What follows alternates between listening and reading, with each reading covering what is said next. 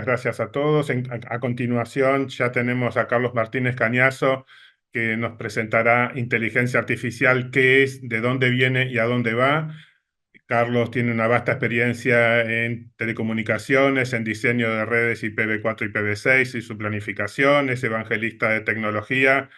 Carlos, para no restarte más tiempo, queda contigo la palabra. Un gusto tenerte. Gracias, Álvaro. ¿Me escuchan bien ahí? Perfecto. Dale. Em, Bien, voy a tratar de aprovechar el tiempo que me queda lo mejor posible.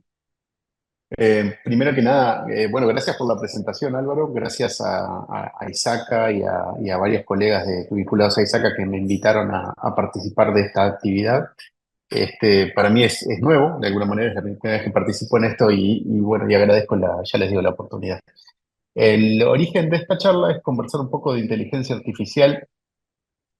Eh, yo tenía este slide, pero creo que ya lo dijo más o menos Álvaro. Quería presentarme, ya que soy nuevo en este ámbito de ISACA.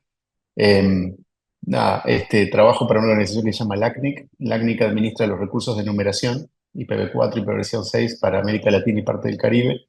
Y vinculado a eso, bueno, hay ciertos temas los cuales pongo particular atención, como son los temas de DNS, de IPv6, seguridad en enrutamiento, que es un tema poco conocido, en particular un poco en el ámbito uruguayo, pero sí es un tema candente a nivel de Internet, y en general temas de resiliencia a nivel de infraestructura.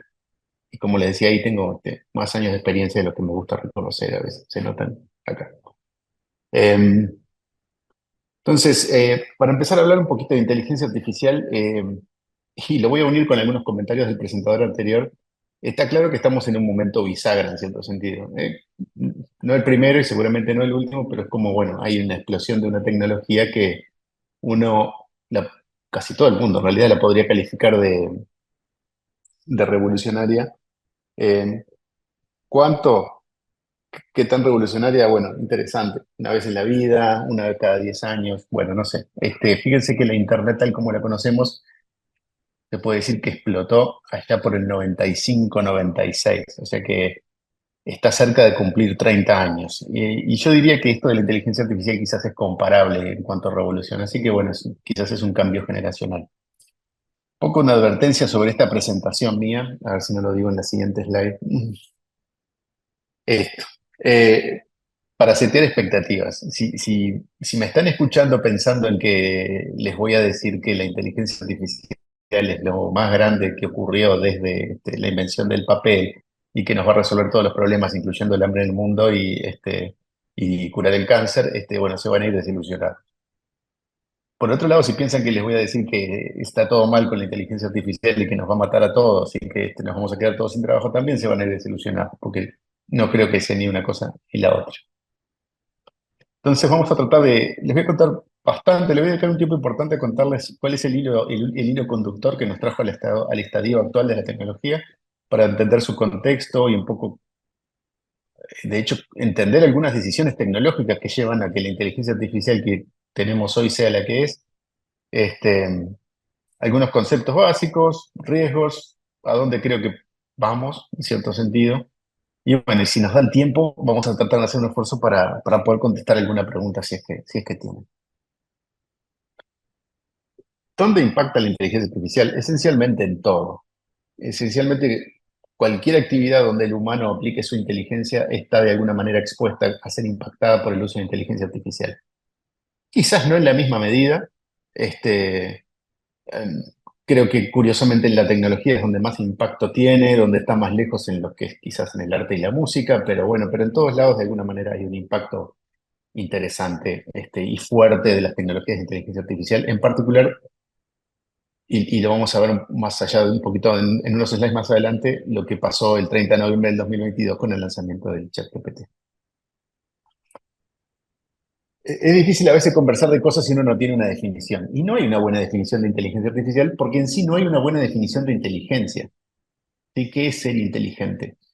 Con, Ahora estoy seguro que muchos de los que me están escuchando tienen mascotas, tienen perros, y a veces el perro de uno hace cosas que uno dice, y uno se sorprende de que demuestra de que hay un cierto hilo de razonamiento en las cosas que está haciendo el perro, por más que no deja de ser una mascota. Este, hay una persona que encontré hace un tiempo mirando presentaciones sobre el tema, que es un médico que hace presentaciones de inteligencia artificial para estudiantes de medicina, que ensaya una definición que me parece interesante porque es bien informal, pero me da pie para hacer una línea de consideraciones a posteriori, que es, dice, esta persona se llama Mark Smith, de hecho lo pueden buscar, dice que es una acción o una actividad que si la llevara a cabo una persona diríamos, mira qué inteligente esa persona. Parece muy gracioso, a mí me hizo reír mucho en su momento, pero me hizo pensar en un poco cómo fue evolucionando este concepto de inteligencia artificial y qué son esas actividades que uno diría, mira qué inteligente. Eh, si nos vamos un poco a los orígenes de lo que es la ciencia de la computación y los orígenes de la inteligencia artificial están muy vinculados a los inicios de la ciencia de la computación como tal, allá a fines de los 30, principios de los años 40 del siglo pasado, había una tendencia fuerte a considerar lo que es pensamiento lógico matemático casi como sinónimo de inteligencia. Entonces acá les puse algunos ejemplos muy tontos, pero sumar dos números de 20 cifras, multiplicar dos números de 20 cifras mentalmente, imagínense. Jugar al ajedrez. Este es el más interesante de todos, me voy a detener después un minuto en eso. Son ejemplos de pensamiento lógico-matemático que allá por los 40, los 50 del siglo pasado, era lo que se consideraba como, digamos, el benchmark de inteligencia contra el que comparar un sistema computacional para ver qué tan inteligente podía ser. Esa percepción fue cambiando, y ahora les voy a contar un poco por qué fue cambiando. Sobre los años 90 y los 2000, en realidad digamos, este benchmark de inteligencia pasó a estar más vinculado a cuestiones como el uso del lenguaje, al aprender de la experiencia, a la capacidad de conectar conceptos, y uno que me parece súper interesante que es el uso de analogías. Es muy difícil enseñarle a una máquina a entender una analogía. Es mucho más difícil enseñarle a una máquina a entender una analogía que enseñarle a jugar al ajedrez. ¿Por qué digo esto? Porque en definitiva un microprocesador no deja de ser un motorcito lógico-matemático. Entonces, hubieron avances tecnológicos que hicieron que pudiéramos hacer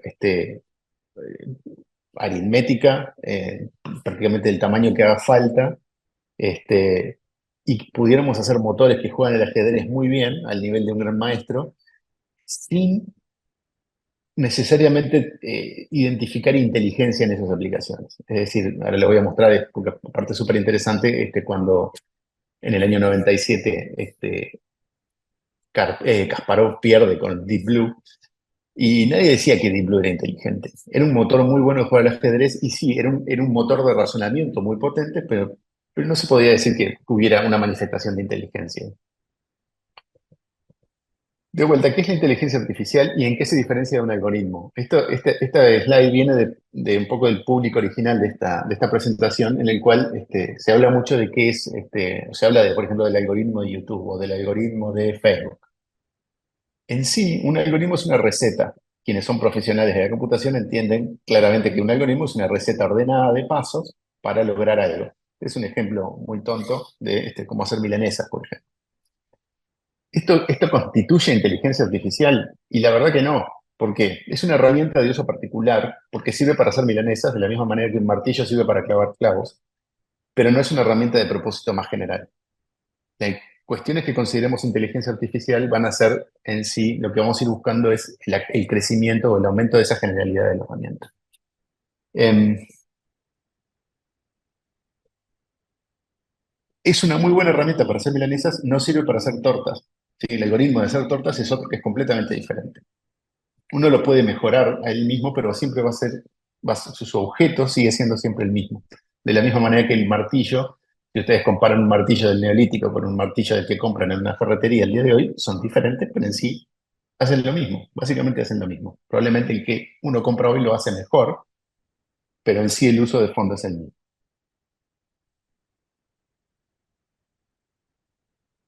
Fundamentalmente un algoritmo no es adaptable y no aprende de su experiencia. El martillo no aprende y la receta para hacer milanesas tampoco. ¿Sí? La mejora, la mejora del algoritmo de hacer milanesas no viene no surge del propio algoritmo, sino surge del input del humano por atrás.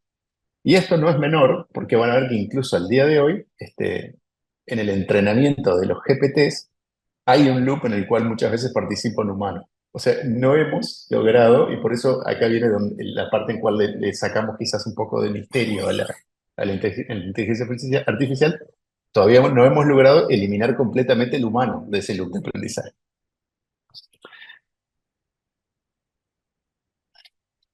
La inteligencia artificial entonces va a ser algo así como una máquina o un sistema que trate de ser más general a la hora de resolver problemas que las herramientas con las que teníamos ahora, este, o las herramientas históricas que hemos desarrollado en el marco de las ciencias de la computación para, para resolver problemas. Bien,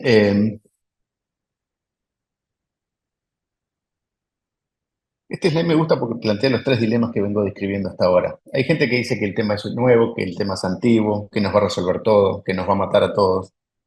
Y el último, que está muy vinculado al ChatGPT, es si es súper inteligente o en realidad es una forma de loro entrenado. Muchas de estas cosas van a quedar a que cada uno elabore luego su opinión, pero es un poco para disparar en la reflexión.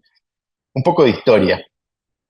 El tema de hacer autómatas o de construir autómatas es como una inquietud del ser humano desde los albores de la historia. ¿Sí? Hay, era común aparentemente allá en los años 1500, 1600 que hubieran cuestiones que eran una especie de números de circo en los cuales eh, se construyó una especie de autómata que en realidad tenía una persona dentro que jugaba a las damas, por ejemplo. El tema de búsqueda de la generalidad de las herramientas, deben haber seguramente ejemplos anteriores. El que yo tomo como el iniciador un poco de esto es uno que me gusta mucho, que es el de los telares de Jacquard. Jacquard era un francés que vivía ya por fines de los 1700, el cual observó que en la producción de telas con dibujos había un trabajo de manual, digamos, de las tejedoras, que insertaban hilos de colores sobre un sustrato de un color básico. Creo que hasta ahora se sigue llamando jacquard, ese tipo de diseño. Ahora, él se dio cuenta que se podía hacer una máquina que introdujera ese hilo de color automáticamente. Lo que no se le ocurrió al principio fue cómo hacer para crear diseños con eso. Y tuvo una idea absolutamente brillante con la cual hasta los primeros computadoras utilizaron eso, que fue la creación de la tarjeta perforada. Jacquard no usaba tarjetas, usaba como unas maderitas que estaban unidas con alambres, con una especie de cadena muy finita, que lo que hacían es, puestas adelante de las agujas, permitían que pasara o no pasara la aguja de cierto color. Entonces podía codificar en las perforaciones de la madera los diseños. Y se dan cuenta dónde va esto. Es la primera herramienta programable así claramente identificada. De hecho, los diseños después, las maderitas que implementaban los diseños se volvieron un cinismo. Eran software, de alguna forma. Ahí, bueno, como que el genio salió de la botella. Jacquard tuvo muchos problemas, lo quisieron matar. En un momento le prendieron fuego los telares. Se tuvo que ir de Francia. Pero de alguna manera ya, como pasa muchas veces con la tecnología, no hay mucha vuelta atrás. Si nos vamos ahí, como unos casi 150 años para adelante, tenemos el fundador de de la ciencia de la computación, que es Alan Turing, que Alan Turing ya introduce un poco algunos de los conceptos de lo que llamamos, él no usaba la palabra inteligencia artificial, pero él hablaba así de cuestiones de qué cosas son computables y qué cosas no son computables. Y de alguna manera abre ese espacio ahí, porque claramente en las cuestiones donde creemos que podemos utilizar la inteligencia hay cosas que no son necesariamente computables. Eh, a principios de los 50 y como un evento fundacional de todo esto, que es una escuela de verano en Estados Unidos, una universidad en Estados Unidos, en el cual van es organizada por tres figuras claves que son John McCarthy, Marvin Mickey y Claude Shannon. En esa conferencia es donde el objetivo de esa conferencia era justamente mapear esto que era tan nuevo en ese momento, que era la computación, con los conceptos eventualmente de inteligencia y de lenguaje. En esa escuela de verano se acuña el término y se usa por primera vez el término inteligencia artificial. Y el otro momento clave es, más o menos en esa fecha, una persona que no era ingeniero, de hecho era de profesión psicólogo, que es Frank Rosenblatt, introduce el concepto de red neuronal artificial y le llama el perceptron. Esta persona, como no hizo software para implementar una red neuronal, él lo implementó con circuitos, con ayuda de circuitos. Y van a ver que en realidad esta tecnología después duerme bastante tiempo, pero fundamentalmente porque no había forma, no había computadoras que permitieran implementarla a una velocidad razonable. En la inteligencia artificial se pueden distinguir, obviamente todas estas cosas son arbitrarias, pero se pueden distinguir como tres, de alguna manera, tres estrategias diferentes que se han ido tratando de aplicar, que no es que fueron, quizás no rindieron lo que la gente esperaba, que los investigadores esperaban a nivel de producir inteligencia, pero sí rindieron un montón de cosas que seguimos usando y que son súper útiles, ya van a ver cuando se las describe. Acuérdense que a principios de los 50 yo les hablé que lo que se consideraba inteligencia estaba vinculado a lo lógico matemático. Entonces, como la primera aproximación a construir sistemas inteligentes fue tratar de replicar eso, replicar en una computadora cómo razonamos. Ahí se introdujo el término de inteligencia simbólica y aparecieron los conceptos de sistemas basados en reglas o sistemas expertos. Los más veteranos se acordarán de los sistemas expertos porque en un momento era toda una industria el tema de la creación de sistemas expertos. Habían frameworks para crear sistemas expertos en los cuales un experto en sistemas se juntaba con un experto en un proceso industrial, por ejemplo, y trataba de relevar puntillosamente todas las reglas que esa persona aplicaba en su trabajo y después trataba de llevar eso a un programa.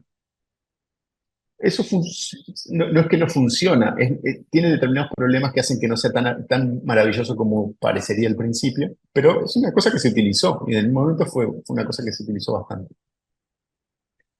Después vino como otra etapa que surge como medio en paralelo también, que es ahora, digamos, vinculado a la explosión de la informática en los 80s, 90s, tengo muchos datos, tengo mucha información. Alguien se preguntó, bueno, ¿puedo aprender de esos datos? ¿Puedo elaborar? ¿Puedo sacar conclusiones a partir de esos datos?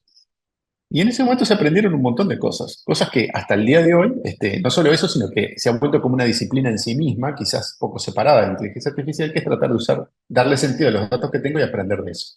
Acá es donde se usa más bien el término machine learning, que no es lo mismo que inteligencia artificial, en la cual, bueno, tengo datos y tratar de extraer sentido de ellos. Y en los 90, 2000, más bien cerca de los 2020, se retoma la idea original de Rosenblatt, que es de tratar en sí no de replicar cómo pensamos, sino de replicar cómo funciona el cerebro, esperando que el razonamiento o las cosas que hace el cerebro surjan de replicar su funcionamiento. Y ahí se retoma el tema de las redes neuronales. Las redes neuronales durmieron, lo que se llama el invierno de la inteligencia artificial, por un paper que publicó Minsky, de hecho, con otros, allá por fines de los 60, en el cual hacía un análisis que no era del todo correcto. Él decía que las redes neuronales no podían resolver ciertos problemas. El tema es que los problemas que no podían resolver en los de las redes neuronales de ese momento, en realidad no era un problema general de las redes neuronales. Entonces, bueno, algunos hitos en este camino, es interesante y digamos, me parece que apelo a la memoria de algunos que seguramente les va a gustar. En el 97, que ya les comentaba, Deep Blue, que era un proyecto de IBM, le gana por primera vez a un gran maestro de ajedrez, en ese momento el campeón mundial, que era Garry Kasparov. La computadora donde corría Deep Blue era tan grande que estaba en un sótano. Y Garry Kasparov se fue muy enojado diciendo que habían hecho trampa, que en realidad había jugado contra un humano. Después se demostró que no, pero hubieron un montón de debates acerca de eso. 30 años después, los que juegan al ajedrez sabrán de que la torta se ha dado completamente vuelta. Ahora lo que es ilegal es que las computadoras participen en torneos de humanos, no que los humanos participen en torneos de computadoras. ¿Por qué? Porque no hay, en este momento, los mejores motores de ajedrez le ganan a cualquiera. Interesante. Y nadie diría que son inteligentes. Sí, son muy buenos haciendo eso y el poder de cómputo ha crecido de una manera brutal, porque el principal problema con el ajedrez, que en sí es un juego basado en reglas, es poder explorar el árbol de posibilidades en la que hay suficiente cantidad de niveles para elegir la mejor movida. En el 2011, otro proyecto de IBM, que era Watson, le gana en el Jeopardy a los campeones del juego. Fíjense que le fue mucho más difícil a la informática ganar al Jeopardy, que es un juego de estos de preguntas y respuestas de la tele, que ganar al ajedrez. Hay cosas que son más fáciles de hacer con computadoras que otras. Y en el 2016 yo no entiendo mucho de esto como es el juego del Go, pero parece que es más difícil o más complejo que el ajedrez o tiene más variantes que el ajedrez. Este, pasó un poco lo mismo que en el 97. Un proyecto de Google que se llama AlphaGo le ganó al jugador rankeado número uno. Este no se fue enojado, o sí porque perdió, pero no, pero en este no hubo controversias de la nada en realidad. Le ganó en buena ley. El, la línea, nos vamos a enfocar un poco ahora en el tema de, digamos, de lo más reciente, que es tratar de replicar cómo funciona el cerebro, y tiene que ver con el uso de las redes neuronales. Hay algunos investigadores que eran biólogos, no eran ingenieros de principios de siglo, que, que algunos se pregunta quiénes son. Uno es Santiago Ramón y Cajal, un investigador español, y el otro es Clemente Estable, un uruguayo, que de hecho trabajaban juntos estos dos, y fueron los que de alguna manera fueron bastante pioneros en entender cómo funcionan las neuronas biológicas. Basado en ese trabajo es cuando vino Rosenblatt y la gente que trabajaba con él en Estados Unidos y crearon un modelo matemático, que es lo que se ve ahí a la derecha, de cómo podría ser una neurona artificial súper simplificada. Y bueno, y ellos lo expresaron con este dibujito que seguro lo han visto, que bueno, que es básicamente una función de activación que se llama más una cierta cantidad de entradas, cada una de esas entradas moduladas con un peso, o sea, multiplicada por un número. Eso es lo que es una neurona artificial, bastante simple. Em, las redes neuronales en sí, no es que las empezamos a usar ahora con el ChatGPT. Las redes neuronales se vienen usando hace bastante tiempo, hace unos cuantos años. Por esto que lo llamo la inteligencia artificial clásica. Acá es donde empezamos a tener sistemas que son un poco más generales que un algoritmo puro. ¿Sí? Entonces yo le llamé inteligencia artificial clásica. Eh, hay tres casos de uso muy claros que son el procesamiento de audio, imagen y video, por ejemplo, eh, detectar los números de matrícula en un estacionamiento o detectar los rostros, la predicción de series temporales, generar texto, generar sonido, etc. Las salidas en esto no es necesariamente texto. Por ejemplo, la clasificación de objetos en visión computacional es la probabilidad de que este cuadrito tenga una persona es del 87%. Ahora tengo una imagen que es muy gráfica con eso. Clustering de imágenes, esto es muy uruguayo, sé que hay gente que no sea de Uruguay, pero bueno, búscame en estas fotos donde está la cara de Luis Suárez, por ejemplo. Es un ejemplo por el cual se explica una red neuronal. Cada uno de estos usos, sin embargo, no son de propósito enteramente general. Sí hay una generalización en el hecho de que no hay un algoritmo específicamente que donde esté ahí creado que es un algoritmo para detectar caras de Luis Suárez. Podría detectar caras de Luis Suárez o la mía o la de cualquiera de ustedes. En ese sentido, no el algoritmo, sino el sistema, la red neuronal esa, empieza a ser una herramienta de propósito un poco más general. El otro caso interesante es, que ya tiene unos cuantos años, fue en su momento, que es bastante fundacional en cierto sentido, fue el concurso que hizo Netflix hace ya como 20 años atrás o 15 años atrás, que fue ellos teniendo un sistema de recomendación en el cual había una interacción con humanos bastante fuerte, y dijeron, bueno, les voy a dar todos estos datos, los voy a poner disponibles, que eran básicamente personas anonimizadas y las películas o series que les gustaban. Y voy a poner un premio de $1.000.000 para quien haga un sistema que sea mejor que el mecanismo nuestro. Y eso generó un montón de trabajo, un montón de trabajo, y de hecho, en el primer ciclo, en sí no lo ganó nadie eso. Tuvo que hacerse un par de ciclos para que finalmente, sí, un equipo no recuerdo qué universidad, finalmente ganó el premio ese y creó un algoritmo de recomendación que es mejor, que era mejor que el original. Y después, bueno, ha tenido sucesivas iteraciones.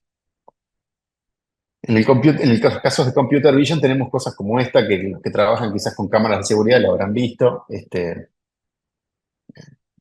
Ese cuadrito tiene 75% de posibilidad de ser persona. Es el tipo de salida que estas cosas dan. Las redes neuronales por ejemplo, las de reconocimiento de voz, las de traducción de textos, este es bien interesante, por ejemplo, el modelo de DeepL o el de Google Translate, son muy buenos, son muy buenos en el nicho donde trabajan, ¿sí? Son herramientas que son más generales que sistemas, que los sistemas tradicionales o que la programación tradicional, pero siguen teniendo su nicho de trabajo, no son enteramente generales.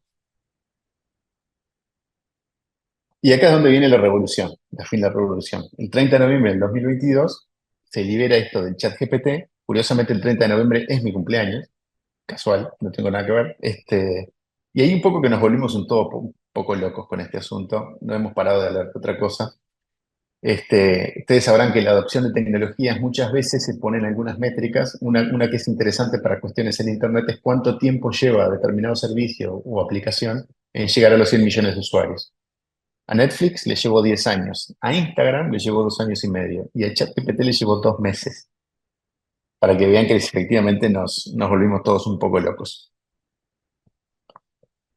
¿Qué es lo que es diferente en el ChatGPT? Para entender un poco qué es lo que es diferente, necesitamos hablar un poco de cómo se entrena y cuál es la salida de una red neuronal.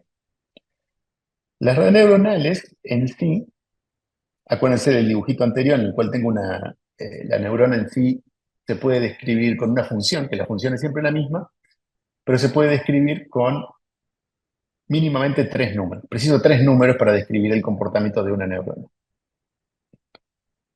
La magia de la inteligencia artificial o de las redes neuronales viene en cómo determinar los valores de esos números.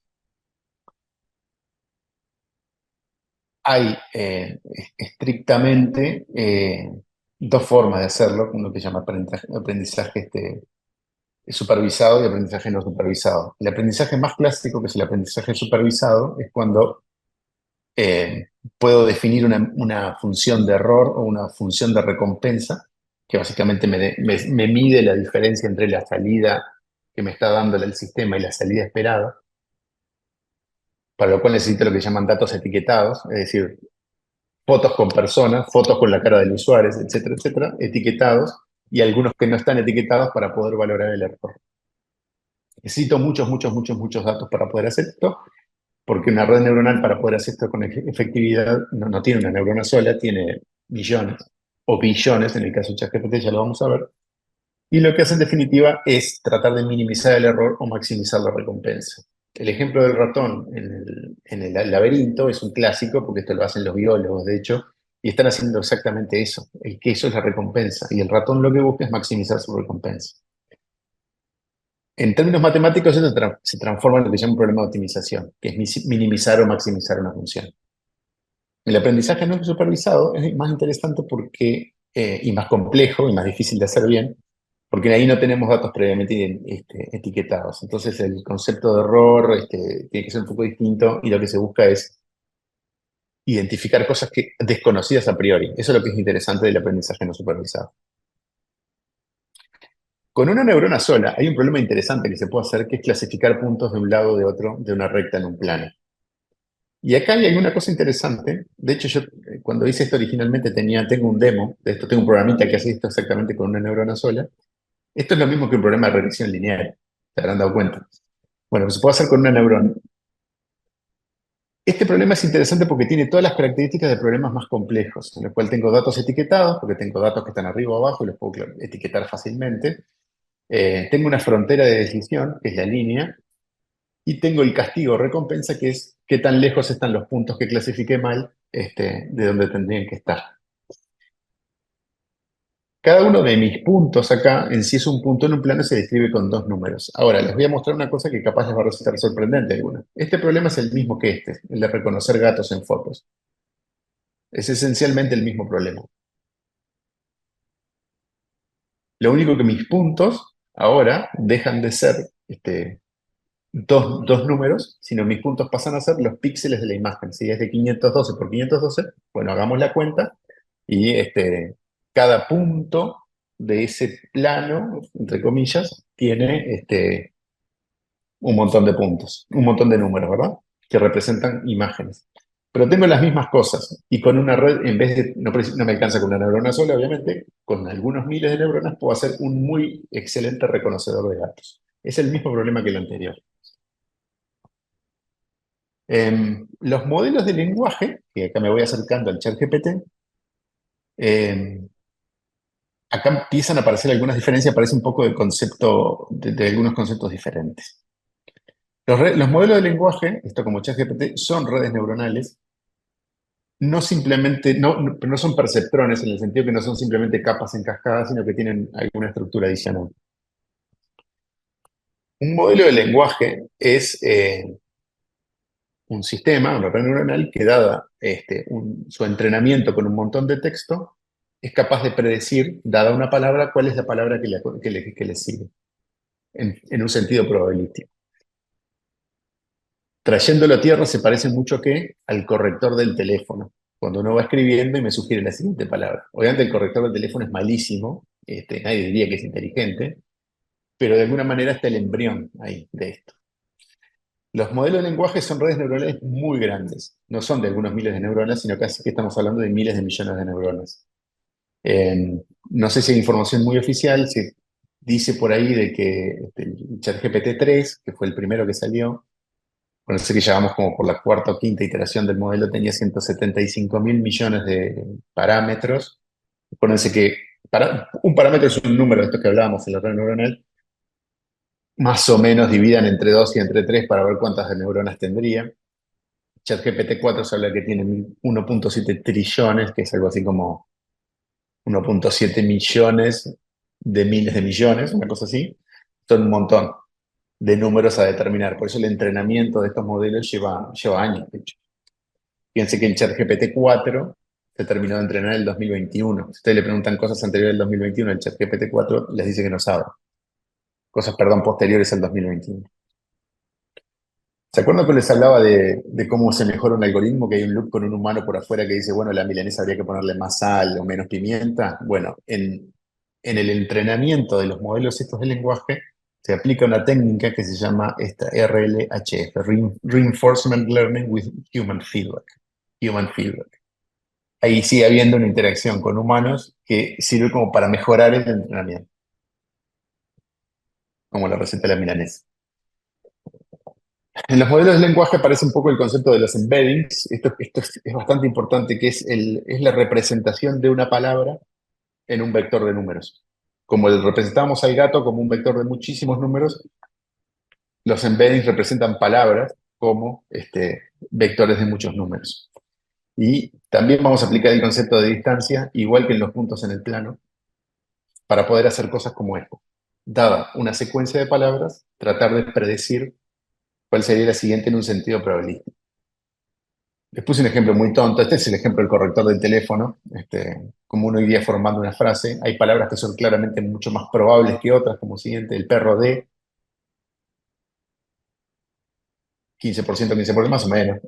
Hasta que hay algunas que no es que sean imposibles, pero tienen probabilidades muy bajas. Una vez que yo fijo la siguiente, tienen que recalcular esas probabilidades y ahí aparecen otras. Aparecen palabras nuevas, algunas con más probabilidad, otras menos probabilidad.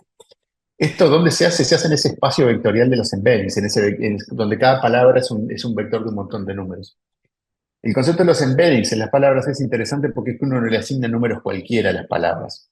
Se hacen con un sentido de que palabras que tienen significados parecidos están cerca en ese espacio. O sea, eh, mamá y papá probablemente estén cerca, perro y gato probablemente estén cerca, perro y yunque seguramente no. Hay un paper que tiene un título genial, que es Attention is all you need, es el título del paper, que es el que introduce el modelo modelo de los lenguajes tal como lo conocemos. Curiosamente es un paper de mucho investigador de Google, y como nadie es profeta en su tierra, vieron que el primer GPT exitoso en gran escala es el que le compite a Google, que es el de ChatGPT. ¿Qué quiere decir GPT? Son los Generative Pre-trained Transformers. Generativos porque producen cosas que no existían antes. Este es súper interesante de entrada. El texto que produce el GPT como salida es un texto que en sí como tal probablemente no existía antes. Es más, si uno le da a veces el mismo prompt al chat GPT, probablemente responda cosas que no son exactamente iguales. El pre-train, bueno, pues está previamente entrenado con un corpus de texto muy grande, Y el transformer es porque justamente viene de la arquitectura particular esa de la red neuronal que les comentaba, no es el perceptrón clásico que uno está muy acostumbrado a verlo en casi cualquier video o presentación de inteligencia artificial, que son las redes neuronales en capas. ¿Por qué explota ahora el ChatGPT? Porque se dan una serie de tormentas perfectas que hacen de que esto sea viable. Uno es la disponibilidad de capacidad de cómputo casi ilimitada en la forma de cómputo en la nube. De hecho, el ChatGPT no corre, no tienen los servidores en la empresa, usan Amazon AWS para correrlo, pero podría ser cualquiera. El concepto de capacidad de cómputo elástica, donde uno puede usar toda la que quiera, en principio, suponiendo que tiene la plata para pagarla, es una cosa que hasta hace cierto poco tiempo no existía. El tema del hardware es interesante también porque hay determinado hardware que se puede utilizar para acelerar operaciones de inteligencia artificial que tampoco existía hace muchos años, el tema de las GPUs, procesadores gráficos, y el tema de la existencia de Internet. Imagínense que ChatGPT o la gente de OpenAI hubiera tenido que salir a buscar texto en las bibliotecas, por más que estuvieran en CD o en DVD para entrenar el modelo. Es decir, simplemente inviable o les hubiera llevado 30 años. El estar conectado a Internet y poder acceder esencialmente todo lo que hay en Internet es lo que permite entrenar estos modelos en tiempos razonables. Igual lleva un montón de tiempo, pero son time frames mucho más razonables. Generan nuevo contenido, los LLM generan nuevo contenido. En cierto sentido, parece como que entiende lo que le estoy pidiendo. O sea, si han interactuado con el ChatGPT, es una sensación rara a veces. Y a veces, de hecho, te dice cosas que no eran exactamente las que vos querías, pero te hace pensar. Eh, Se entrena de manera no supervisada, o sea, consume información no estructurada, simplemente lo largan a que vaya procesando texto que encuentra en Internet. Y claramente es una herramienta de propósito más general que, eh, que, lo, que otros modelos o que otros sistemas. ¿Es la mejor en todo? Probablemente no. Yo no probé de hacerlo para el ajedrez al ChatGPT. Sé que hay gente que lo ha hecho, o que lo ha intentado por lo menos. Y estoy seguro que no es tan bueno como podría ser un motor de ajedrez dedicado. Pero eso es un poco, si se ponen a pensar, es un poco lo mismo que las personas en sí. Este, no, no somos tan buenos en todas las tareas, somos mejores en otras que en algunas que en otras. Em, Todo se puede modelar como lenguaje. Hay gente que dice, bueno, no, pero esto solamente procesa palabras y en realidad no es así. El concepto ese de embedding que les contaba se puede trasladar a cualquier cosa que se pueda representar como vectores de números. Que hay un ejemplo que me parece muy interesante que es generar una imagen. Generada esta está generada con DALL-E 2, que es un modelo de estos. La foto de la izquierda es la perra de verdad, la foto de la derecha o la imagen de la derecha es la generada con el prompt de arriba, que verán que es parecido bastante notable. Acá tengo algunas cuestiones más generales del estilo, hay gente que se cuestiona si los modelos de lenguaje piensan. Y no es una respuesta fácil, yo creo que no, que en sí no piensan, porque sí, primero que nada operan en respuesta a un prompt, ¿no? Mientras uno no le da un prompt, está ahí, está quieto, digamos, no está haciendo nada. Este, Ahora, hacen cosas interesantes. A veces la salida sorprende, eso para mí es una de las cosas más notables. Y la salida muchas veces no es explicable directamente de la entrada.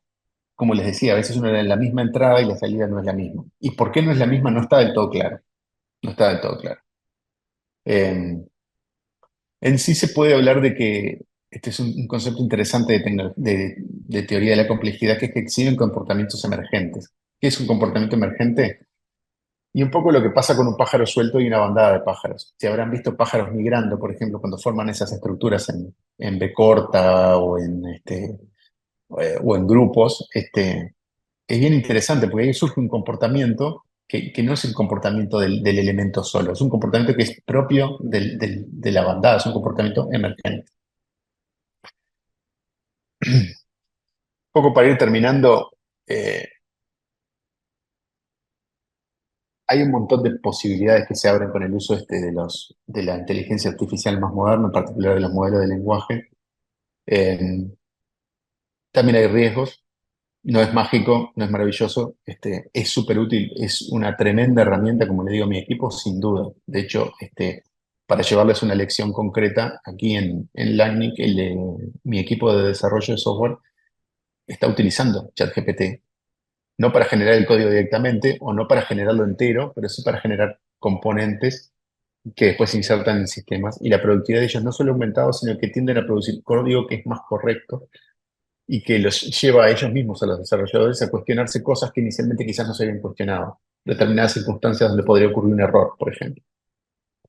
También lo hemos utilizado con un éxito más, quizás más variable, por ejemplo, para optimizar consultas SQL. Tenemos algunas bases de datos que tienen, en las cuales hacemos consultas que son bastante complejas y demoran. Entonces, algunas veces nos ha ido bien con el chat GPT tratando de hacer lo que nos optimice esos queries para que sean que corran más rápidamente. En cuanto a los riesgos, como le pasó a Jacquard en su momento, que le quemaron los telares, sí, efectivamente hay un riesgo, por ejemplo, de destrucción de empleo. Ha pasado con todas las tecnologías, no es específico de inteligencia artificial. Ahí es donde creo que sí hace falta, no sé si regulación es la palabra, pero sí alguna intervención más de los estados, en el cual, bueno, eh, permitir que existan caminos de reconversión, de personas, porque lo que seguro que lo que ha demostrado la historia es que lo que no se puede hacer es prohibir cosas. Prohibir cosas no funciona. Se van a terminar usando de alguna forma. Entonces, eh, esto junto con el tema de los sesgos en los modelos, a veces cuando uno entrena un modelo, si no tiene, por ejemplo, en el caso de los datos del aprendizaje supervisado, si la muestra de aprendizaje no es lo suficientemente buena, uno puede crear modelos con usted. Y si ya voy terminando, sé que me pasé un poquito, traté de ir medio rápido. Estás Acá les dejo perfecto. algunos, ¿sí? Bien, gracias. Eh, Acá les dejo algunos modelos que son súper interesantes. Algunos se pueden correr localmente.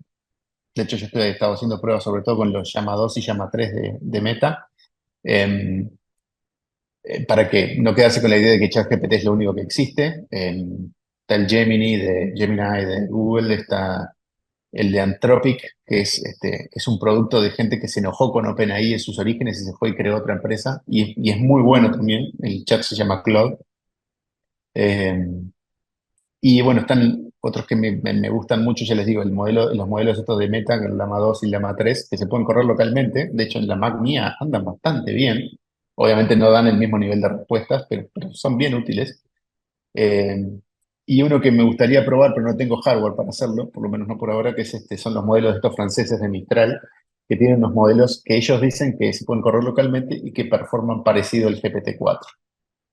Todavía no les puedo decir si eso es cierto o no, pero me encantaría probarlo. Eh, bueno, eso. Muchas gracias. Espero que les haya resultado interesante. Si tenemos tiempo para preguntas, me quedo por acá. Si no, bueno, queda Fantástica, mi contacto por ahí. realmente muy bueno. Hay una consulta acá de Máximo Perdomo que te pregunta, ¿es una trampa para incautos que tratan de ahorrar plata sin pensar o es un robot que ahorra algunos empleos de auxiliares no expertos que hacen funciones auxiliares para quien realmente piensa? A ver, es una pregunta cargada, pero es una pregunta muy buena. Y yo creo que hay de las dos. A ver, yo creo que las tecnologías en general, son como los cuchillos, ¿no? Si se lo damos a un cirujano, se lo damos a un asesino. Es el mismo cuchillo. Sin duda que hay incautos que van a caer en la trampa del incauto, que creo que es real. Eh, yo soy un poco escéptico con el tema de los chatbots, por ejemplo, no porque descrea de que pueden ser útiles, sino que creo que en su implementación actual en general son bastante malos. Y han llevado quizás a la sustitución de ciertos puestos de atención primaria que probablemente serían mejor atendidos por humanos en este momento. ¿Quiere decir que siempre van a ser malos los chatbots? No, sin duda que no. Por otro lado, sí, creo que esa sustitución de empleo que mencioné, de hecho, en mi último slide, va a ocurrir en ciertas posiciones de asistente, eh, posiciones junior, si se quiere. Sí, va a ocurrir y es medio inevitable. Sin duda.